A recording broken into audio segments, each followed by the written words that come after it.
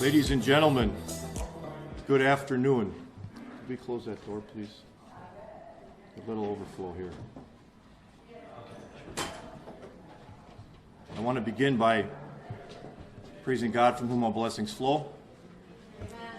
And then I would like to address the people here today. I want to thank you all very much for the press, for the public, as well as the individuals that I invited to be with me today. It's an honor to have you all here.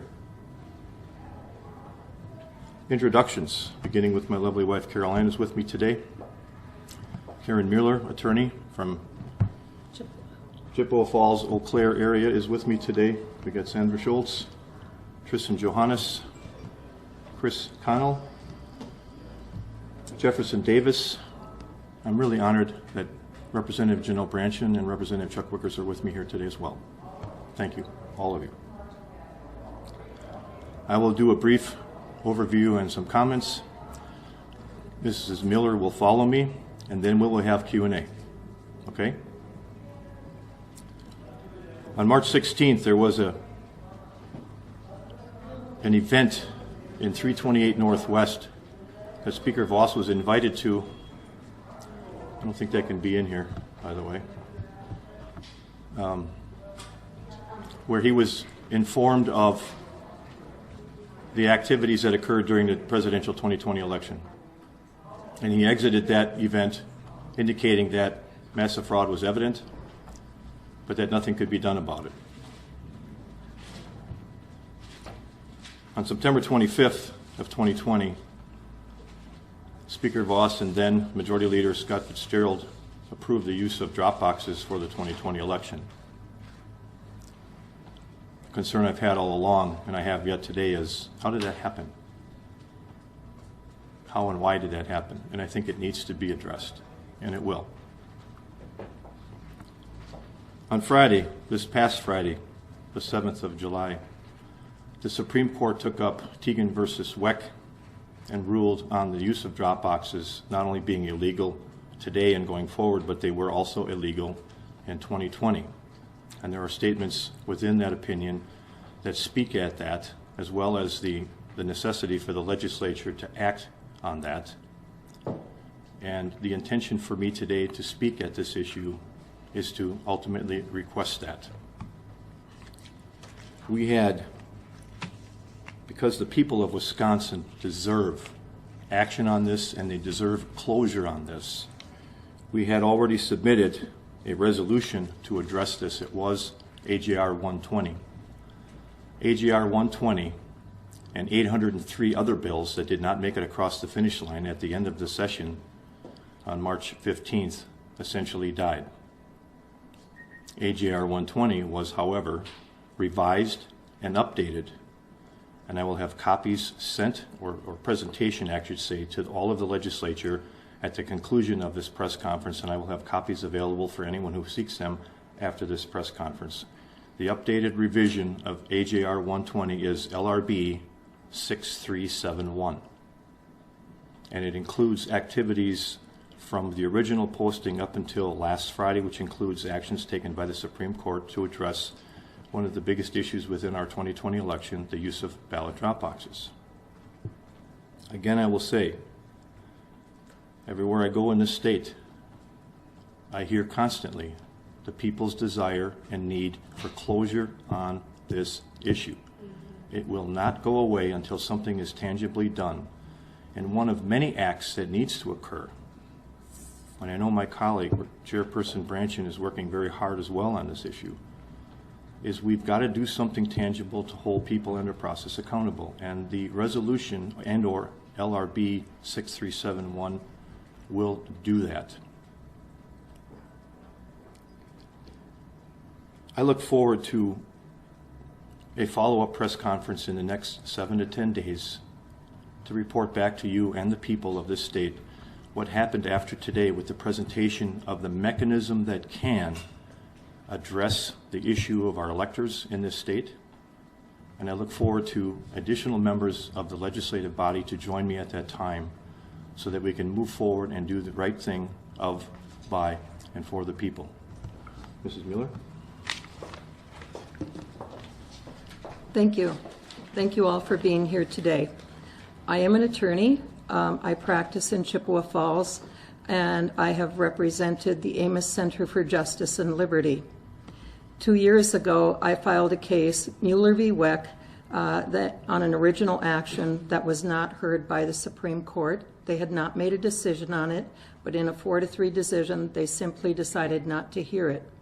That was the precursor to Teagan v. Weck, which was decided by Judge Boren back in January, and now was decided finally by the Supreme Court. And their determination was that the boxes were illegal back in 2020, and they remain illegal. Based on Wisconsin law, what that tells me is that the ballots that were delivered in a manner that was inconsistent with Wisconsin law cannot be counted, could not be counted legally then because they were null and void upon delivery into an illegal receptacle. So I think that is, because of that, I think there is no alternative to decertifying this election, the past election from 2020. The reason being, again, is that which was certified in error needs to be decertified now. And that is the only conclusion I have. This is something that the legislature has the power to do. There is nothing in the Constitution that says, of either the federal or the state Constitution, that says this legislature cannot do that. In fact, the federal Constitution grants the power to the state legislators in all manners or all matters regarding this would be state election law as it relates to federal officials. So thank you.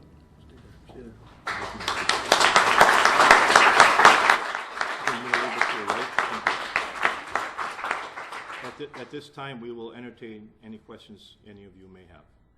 Tim, can you just describe what the LRB you're putting forward today, what it does, how it's different from the resolution you had last year? It's a continuance. The question, if you didn't hear it, is what is the context of the resolution and what is it going to do going forward?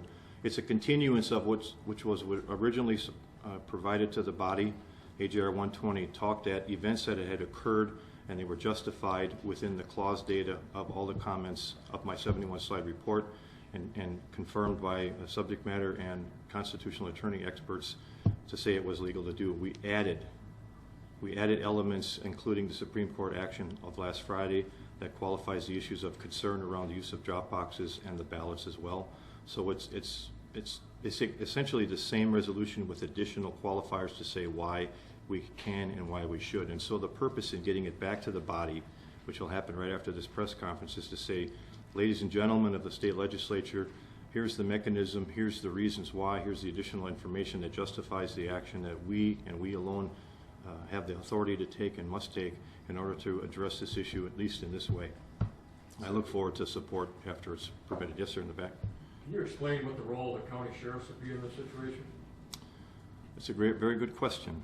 I think if there was a criminal case opened up, the sheriffs would have a lot of leeway to do anything, including impounding machines and or the drop boxes themselves so they can't be used. So I think what needs to occur before any municipal county judicial process takes place is there has to be a criminal complaint. And I say that because I did inquire with them, because I do know of their authority level, but in order for them to engage as sheriffs, they have to have a criminal case in order to put everything behind. So do you believe with the date that's quickly approaching here, September 2nd, September 22nd, I believe it is. September 4th of 2022. The sheriffs take those into custody and probably the ballots into custody to obtain keep that evidence before it's destroyed? Or? Well, I understand your question better now.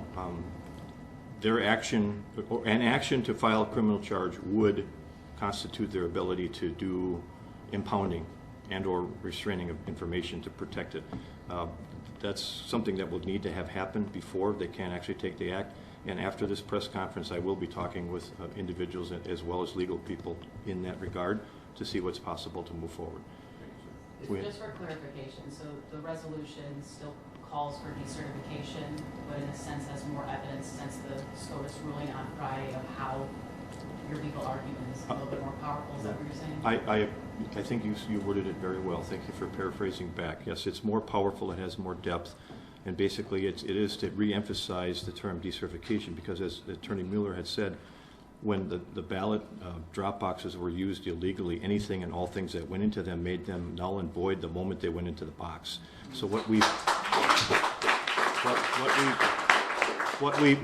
was created then, in my opinion, is the reason to decertify, because those numbers got mixed in with the legitimate ballots. And so the whole thing's a cloud. So in a way, we don't know exactly the true outcome of the election. So how can you certify something that is unknown? And yet it was certified. So we have to decertify that to turn that switch back off again and then move from there. So you're calling for decertification of everyone who was on the ballot in 2020, including yourself? No, this is presidential electors Well, based. why is it different for the other, everyone else who was on those ballots you're saying were illegally cast? My focus in the resolution is to address the presidential ballot and the electors only. We're not pulling back 10 electors from anyone else. It's for the presidential election to get the electors to get to 270 in order to become president. So it's focused on But why? Why not? If ballots put in drop boxes were done illegally, why isn't every election that was on that ballot should be decertified, right? I believe the follow-up after this meeting by the legal team can address your question better than I at this point in time. My focus is purely on the Electoral College and the 10 electors.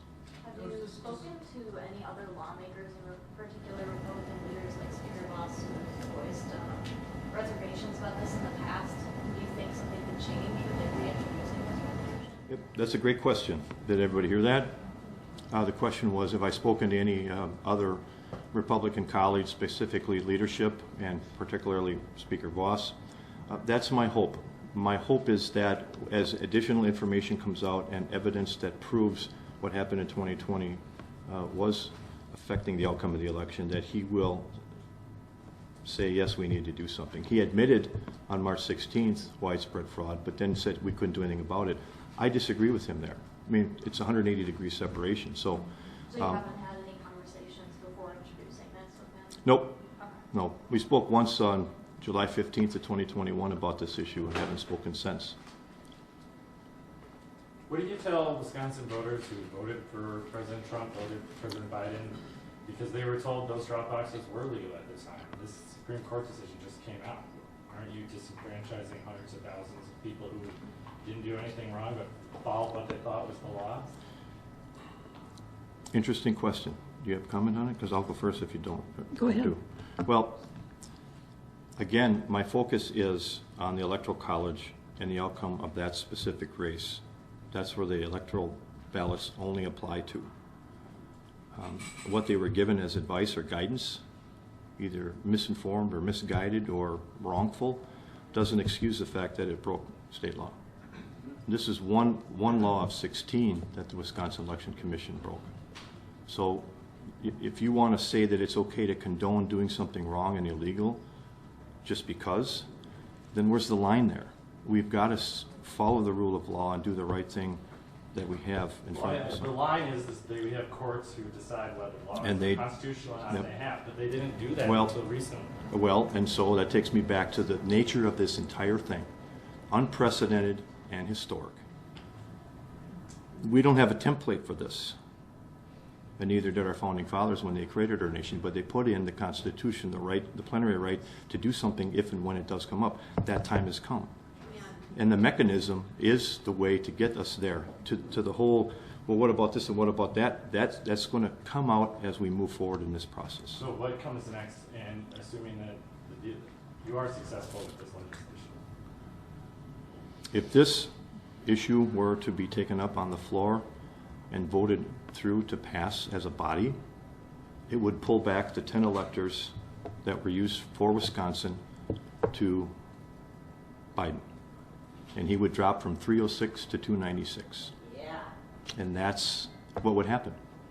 What happens after that is not up to Wisconsin. You discussed a minute ago this idea of impounding ballots and voting machines. And, do you believe that some kind of criminal case should be brought to give sheriffs that power? And are you contemplating filing something like that yourself? Everybody hear the question? The question was the merit of the resolution and county sheriffs. Can they do anything now? In speaking to county sheriffs, I was told they can't take action unless something's filed for them to qualify their action under a criminal charge, which was my answer that I was told. If I could, I would, personally. I don't know who will or when somebody will. We're going to find out after this press conference. Do you have a comment to that? I mean, couldn't you go to a sheriff and file a complaint and ask them to investigate this? In my particular case, as a seated member of the body, I don't know if I can. Because my concerns are for what was allowed to have happened within the body and the fact that the body didn't check it once it happened, and which we're doing now. We're checking it now, and the Supreme Court's helping us. So. As a general matter, do you think it'd be a good idea for sheriffs to impound ballots and voting machines? In the case of unprecedented and historic actions that affected the 2020 election, they may need to. Because, to the gentleman's question, on September 4th of 2022, any and all materials associated to the 2020 election on November 3rd of that year will be disposable. And I can't imagine most people wanting to do that. So we may have to protect that data because it's forensic in nature. Just like the images were on the hard drives for the machines. When those machines were upgraded, the original data was wiped off those hard drives. So the forensic data was lost. So the desire to protect any and all things that are forensic in nature toward an investigation should be protected. Additional comments? I want to clarify something just so everybody understands. What I am saying is that every ballot that was placed in every illegal absentee drop box around the state of Wisconsin could not be counted under Wisconsin law. The statute is very clear. The statute says, first of all, if you deliver the ballots in a way that is inconsistent with the ways that were laid out, which is what the Supreme Court just held that happened, that they were not consistent with what the statute says, you cannot count those ballots. Secondly, the statute goes on and says, even if you do count those ballots, you cannot use those ballots to certify the 10 electoral votes.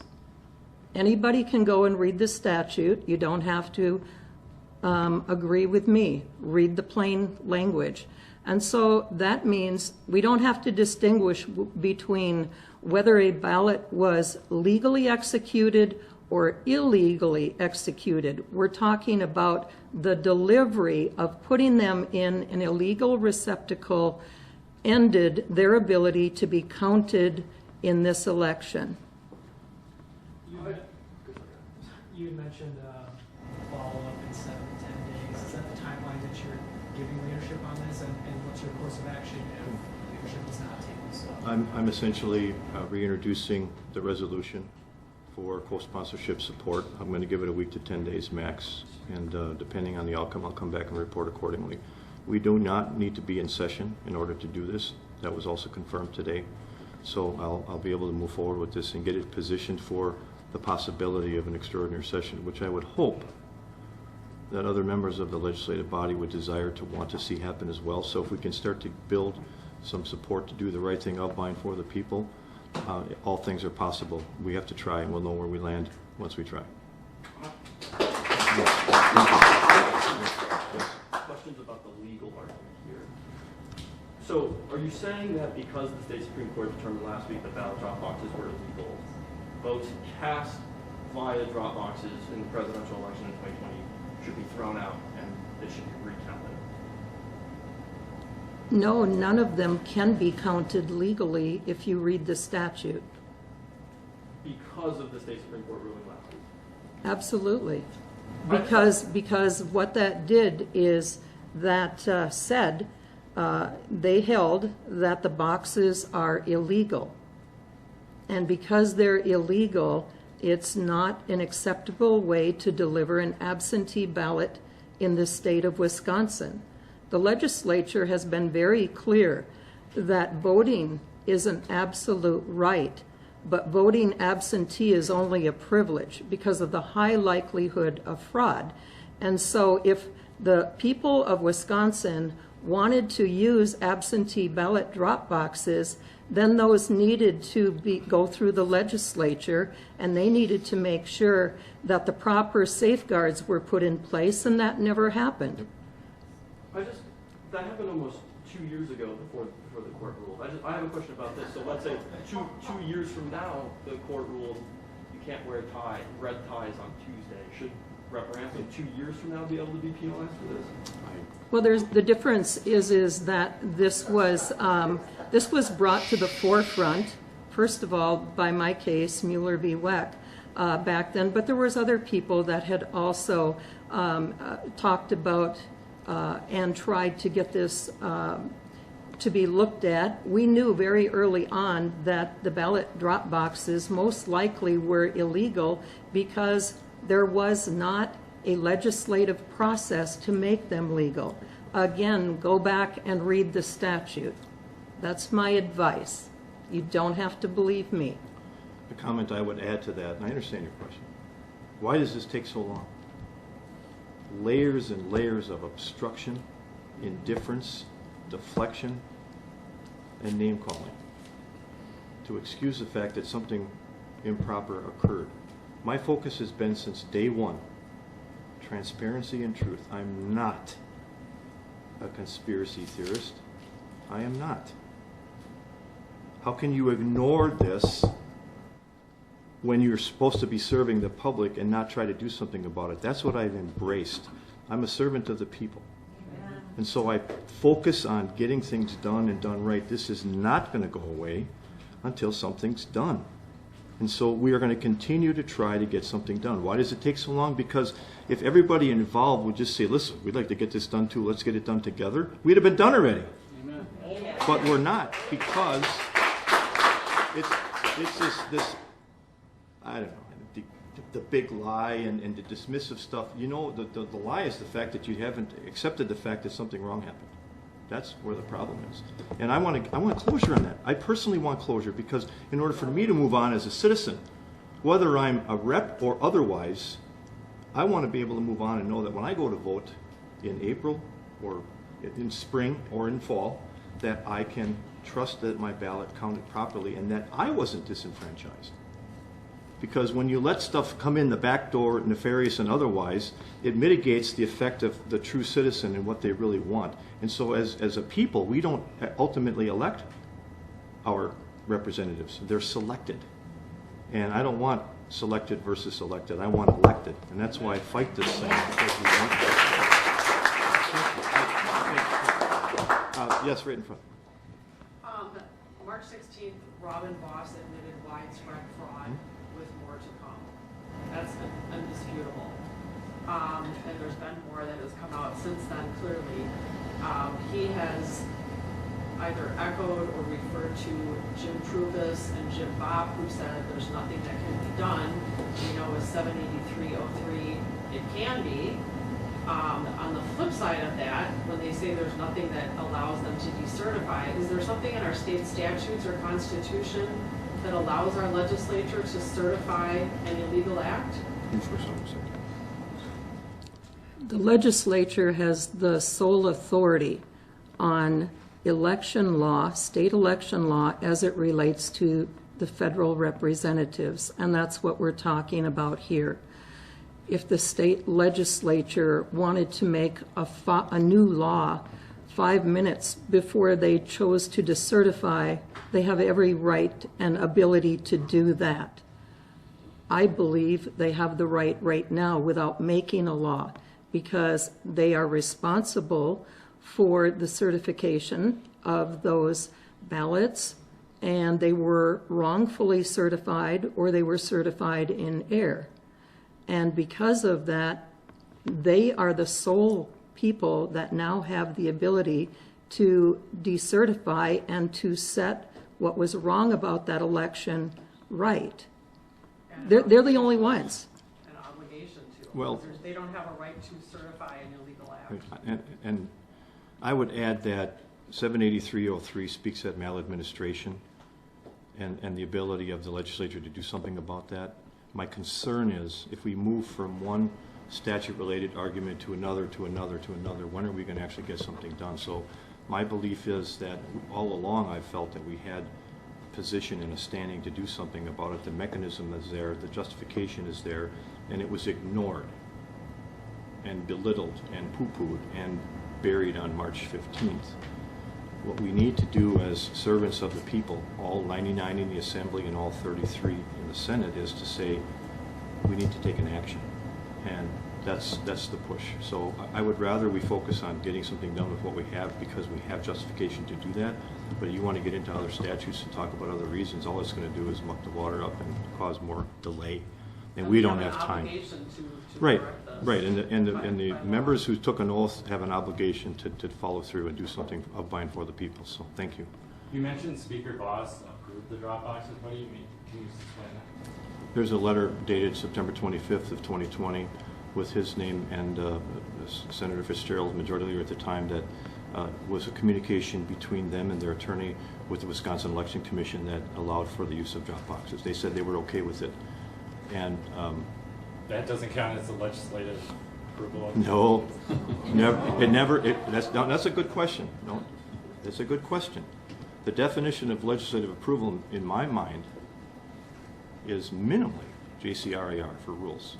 Ultimately, being the depth of the issue and the requirement for statute to be a legislative act, should have come to the floor for discussion and debate and an action, not two people in the back room saying, yeah, let's do this and, move on. Look what happened, You need to know the law if you're going to make the changes to that affect law. And that didn't happen on the 25th of September, in my opinion. Drop boxes were in use in 2016. Should the results of that election be decertified also? Interesting question. I think that would be a residual to what happens after today's press conference. I'm going to wait to see what happens with how we do and move forward. Yes, gentleman in the back. Is there a record of the number of absentee ballots that were counted in the election from the drop boxes? There was supposed to be. And the reason why I say that is there's a chain of custody that is supposed to be used by, that was supposed to be used by every municipality. In some places, we've not been able to obtain those chain of custodies, or that chain of custody logs, excuse me. So that's a question we have to look at. But the thing is that there is so much uncertainty now because of these boxes being deemed illegal, held illegal by the Wisconsin Supreme Court, and because of the interplay with the statutes and what that means, that there's uncertainty to the point where those that nobody knows what the outcome is for sure. But it looks like without those, because of percentages that I got coming out of Milwaukee, that there was significantly more ballots that had gone towards Biden in the boxes than there was towards President Trump at the time. But that was for one. We will have copies of the resolution available to any and all requesters after this press conference. I want to thank all of you for your time. We're done. Thank you. Thank you.